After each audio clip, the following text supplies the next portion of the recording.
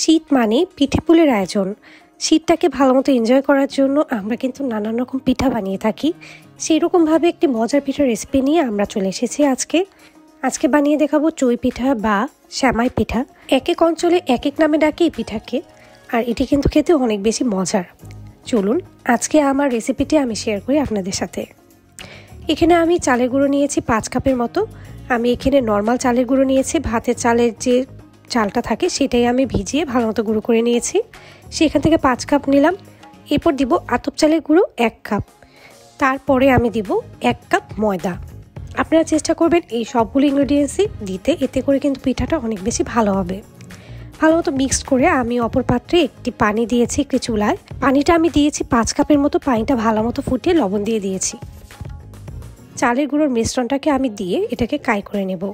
ভালো মতো নাড়াচাড়া করে আমি এটাকে যখন একটু কাই হয়ে যাবে তখন আমি এটাকে ঢেকে প্রায় 15 মিনিটের মতো দিয়ে দিব। এতে করে কিন্তু আমার কাইটা পুরোপুরি সেদ্ধ হয়ে যাবে।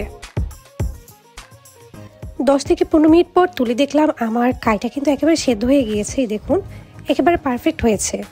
এরপর আমি নামিয়ে ধরা যায় এরকম অবস্থায় আসলে এটাকে ভালো মতো ময়ান দিয়ে নেব। খুব ভালো মতো একটু মথে নিচ্ছি যাতে করে এটা একদম স্মুথ হয়।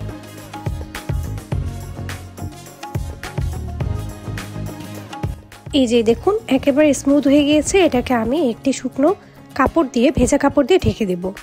এরপর বেলুন পেড়েতে আমি এটাকে ভালো মতো একটু লেচি কেটে নিচ্ছি। দেখুন এরকম পাতলা পাতলা করে। এরপর ঠিক একটু গুঁড়ি দিয়ে এরকম শ্যামাই আকারে কেটে নেব। এই কাজটা কিন্তু আপনারা একটু যারা এক্সপার্ট তারাই করবেন, কারণ এটা সহজে অনেকেই করতে পারে না, মোটা করে ফেলে। এই দেখুন কতটা সুন্দর হয়েছে। এরকম করে আমরা সবাই মিলে এই শ্যামাইগুলো কেটে নিচ্ছিলাম। প্রত্যেকটা শ্যামাই হওয়ার পর এখানে প্রায় বেশ অনেকখানি এরকম পিঠা হয়েছিল। এরপর আমরা এগুলোকে রান্না করে নেব। এখানে আমি একটি পাতিলে প্রায় 1 লিটারের মতো পানি দিয়েছি, আর এখানে আমি খাঁটি গুড় নিয়েছি। আপনারা অবশ্যই চেষ্টা করবেন একেবারে ভেজাল মুক্ত খাঁটি গুড় নেওয়ার। আমার এই গুড়টা একদম খাঁটি ছিল। এই ফুল গুড়টা আমি পানির মধ্যে দিয়ে এটাকে ভালো মতো সেদ্ধ করে নেব, যাতে করে গুড়টা ভালো মতো গলে যায় আর পানিটাও বলক চলে আসে। আর পাশে আমি 1 লিটার দুধ নিয়েছি। এরপর দেখুন গুড়টা কিন্তু গলতে শুরু করেছে। এরপর আমি দিয়ে দিলাম এলাচ আর দারচিনি। এগুলো দেওয়ার পর ভালো মতো এটাকে জাল করে নিচ্ছি, আর দুধটাও কিন্তু হয়ে গিয়েছে। এই সময় পিঠাগুলো সবগুলো বানানো হলে আমি এই গুড়ের মিশ্রণে পিঠাগুলো দিয়ে ভালো মতো রান্না করে নেব। খুব বেশি জাল করা যাবে না, কিছুটা বলক চলে আসলে একটু রান্না করার পরই আমি এখানে দিয়ে দিচ্ছি প্রায় 1/2 কাপের মতো চালের গুঁড়ো।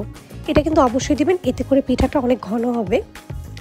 তারপর যখন খুব ভালো মতো রান্না হয়ে যাবে এটাকে আমি নামিয়ে রেখেছি। হালকা একটু ঠান্ডা হলে আমি দুধটা মিক্সড করে নেব। অনেকে আপনারা গরম দুধে দিয়ে দেন গরম থাকা অবস্থায়, আমি একটু পরে দিই যাতে করে কোনো রকম ফেটে যাওয়ার সম্ভাবনা না থাকে। এই দেখুন কতটা মজার আর পারফেক্ট হয়েছে। এরপর আমি একটি পাত্রে এটাকে ভালো মতো পরিবেশন করে নিচ্ছি। অনেক বেশি ঘন এবং মজাদার হয়েছে এই পিঠাটি। আর এই শীতে কিন্তু সকালের নাস্তায় বা বিকেলে এই পিঠাটা খেতে দারুণ লাগে।